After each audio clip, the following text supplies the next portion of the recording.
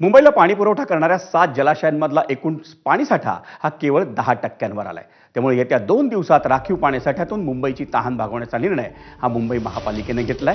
मुंबईचा पाणीसाठा 10%पेक्षा खाली आल्यास भातसा आणि ऊर्ध्व वैतरणा धरणांमधला राखीव पाणीसाठा वापरण्याची परवानगी ही राज्य सरकारने दिलेली आहे। त्यानुसार ऊर्ध्व वैतरणा धरणातून 68,000 दशलक्ष लिटर आणि भातसा धरणातून 1,13,000 दशलक्ष लिटर राखीव पाणीसाठा हा मुंबईला उपलब्ध होणार आहे। मुडकसागर, तानसा, मध्य वैतरणा, विहार, तुळशी आणि राज्य सरकारच्या अपर वैतरणा आणि भातसा या 7ही धरणांची एकत्रित पाणी साठवण क्षमता ही 14,47,363 दशलक्ष लिटर आहे। सध्या या धरणांमध्ये मिळून एकूण 1,45,713 दशलक्ष लिटर पाणीसाठा आहे। गेल्या वर्षीच्या तुलनेत हा साठा 5% जास्त असला तरी पाणी चिंता कायम आहे।